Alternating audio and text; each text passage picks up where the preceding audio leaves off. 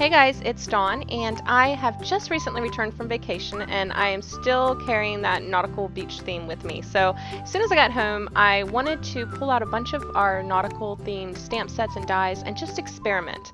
I wanted to capture some of that texture, the texture of the sand and the starfish and stuff.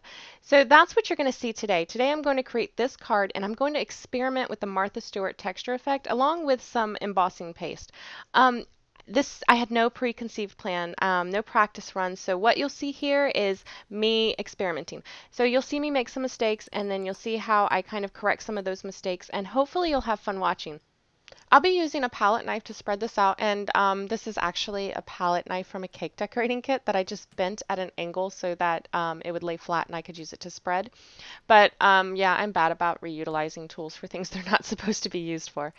But it works. So you'll notice that this is much thicker than the embossing paste that you're probably used to using as a crafter, and it's got this texture to it, almost like it's got sand or something mixed into it to make it kind of grainy and textured.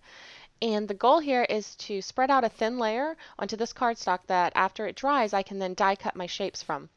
So one of the things I noticed when I was experimenting with this is it's definitely harder to spread if you go straight from the jar to the paper. If you take out a bit and put it on your craft mat and kind of work it around a little bit, it kind of thins itself out a little and it becomes much easier to spread, and you can get a much thinner layer smoothed onto your cardstock. Next, I wanted to see if you could color it, so I'm using this Tim Holtz Distress ink here, and I'm just squishing some onto my craft mat.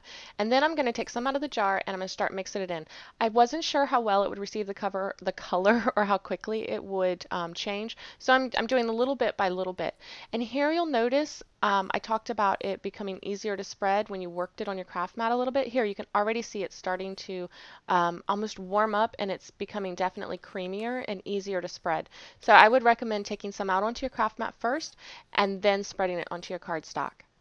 Now you can see there's not a huge difference in the color, so I probably could have added more if I wanted this to be darker, but again, I'm experimenting, so this is my little experimental case.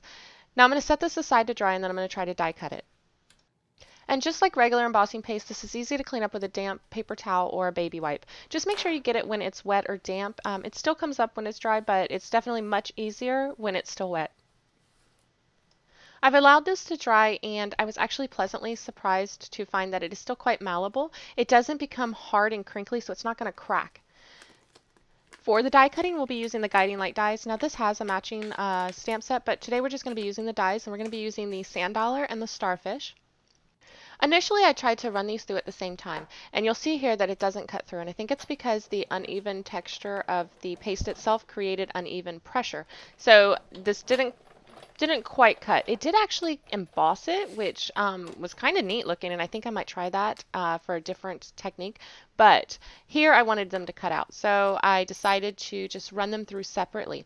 Now when I ran it through separately, like I said, this layer was a little bit thicker than subsequent layers that I tried.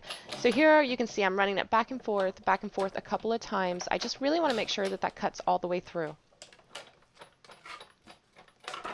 And that seemed to do the trick. So now I'm able to easily just pop this out, and I have this very realistic looking textured sand dollar. The texture is like spot on, and the paste retained all of the detail in the dies themselves as well. I'm just going to continue to cut several more of these from here, and then I can use them on my project. To create the embossing in the background, I'm going to be using some modeling paste. This is 8 ounces, and it's quite a bit cheaper than the stuff that's on the market, and I think it works just as well. I wasn't sure if I would like this, so I wanted to try it with a cheaper alternative first. I'm going to be using our Sweet Nectar dye ink refill to color this. So I'm just squirting a little bit on the craft mat, and then I'm going to scoop some out and just mix it in. You'll see here it takes color just as well as the regular embossing paste, and if you're on a budget, then this is a good option. And it's readily available. I picked mine up at Michael's in the watercolor painting section, where you'll find like the masking fluids and stuff like that. Just keep mixing it in until the color's all incorporated, and then you want to prepare your surface. I like to put removable adhesive on the back of my panel so that it doesn't shift under the stencil when I'm applying the embossing paste. And then I'm going to lay the stencil on top, and I'm going to tape it down with some masking tape. Now you want to make sure you tape it down on both sides, because you do not want this to shift. I'm going to pick this up off the craft mat, and then I'm going to smear it across the stencil, and making sure that I scrape it across to get a nice even covered layer. Once you've got all of the negative space of the stencil cleared in, just take your palette knife, run it across, and scrape off any excess that's sitting on top of the stencil. This should give you a nice, even surface. Then you can just remove the stencil. Now sometimes there will be some paste left overhanging on the edges. This is easy. Just take your palette knife and scrape along the edges and it'll remove any excess. And once it's all done, you can just lay this aside to dry.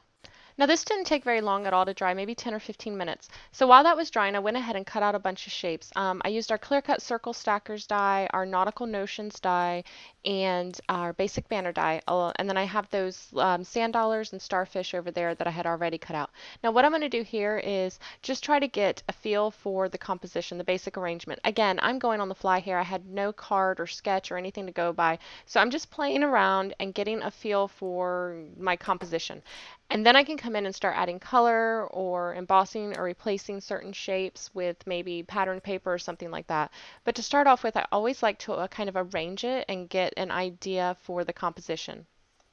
So now that I've got that general idea down, I can start adding my color, and I decided I wanted that banner to be the sweet nectar color to tie in the background to the foreground. So I'm just using a dauber and an ink pad to color this die cut.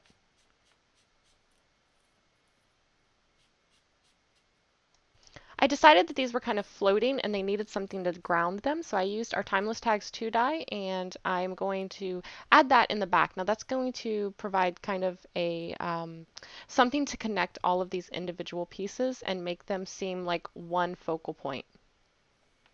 I want to introduce some gold, so I'm going to be using gold embossing powder to emboss the anchor and one of the circles.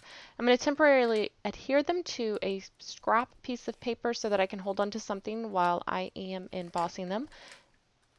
And then I'm going to lay down a piece of scratch paper and smush my Versamark pad over the entire die cut.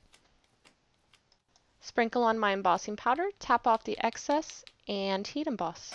I'm a huge fan of gold with coral. I think it's so feminine and pretty. And then when you pair it with a bold graphic like the chevron pattern, it just makes it so modern.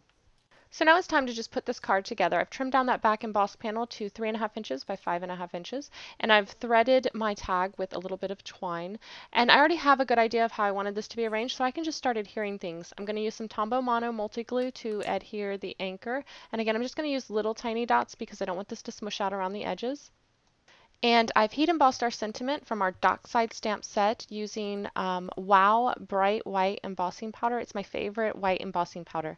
And I waited until almost last to do that because we colored this die cut with ink. I wanted to give it time to fully dry so that the embossing powder wouldn't be sticking in areas that I didn't want it to. I've adhered everything directly to the tab, and now I'm going to adhere the banner using some foam tape. That'll just add a little bit of extra dimension. And I'm also adding some foam tape to the last little starfish here, and then I'm going to tuck him up under the banner. I'm going to have a little leg of his going under the banner and one coming over. I've adhered that back panel to a 4-inch by 5.5-inch card base, and I'm going to be using I'm going to be using glossy accents to adhere this tag to the panel. Now, because there's that embossing paste on there, I wanted a very strong, very secure adhesive to hold this, and I wasn't sure if any other adhesive would stick to that embossing paste, so I thought glossy accents would be the best bet. And finally, I just need to trim these strings. Now what I like to do is I like to stand my card up so I can see where the strings will hang when the card is propped up right, and then I can decide exactly how long or short I want the tails on these tags. I know it's nitpicky, but that's the way I do it. I'm telling you, I have problems. I have issues. Because it's not like anybody else is going to notice that but me.